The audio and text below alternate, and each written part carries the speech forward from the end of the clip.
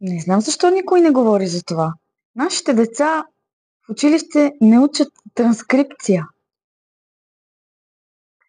Причината е, че се изграждат комуникативни умения. Слушане, говорене, четене и писане. Тоест, вместо да започнем отдолу нагоре, ние започваме отгоре надолу. За целта се ползват интерактивни методи. Истината е, че комбинацията между тези интерактивни методи и транскрипцията ще направи процеса на обучение и процеса на учене на английски език в училище в начален етап много по-ефективен.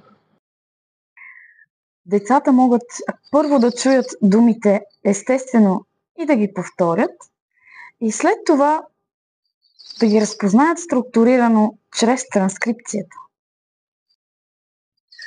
Така се изгражда добра основа за четене с разбиране, без да се разчита единствено на запаметяване на звукове.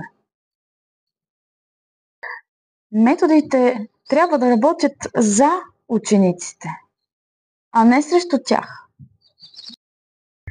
Плавната комбинация от методи интерактивни и методи с транскрипция може да направи прехода по-плавен и логичен за децата.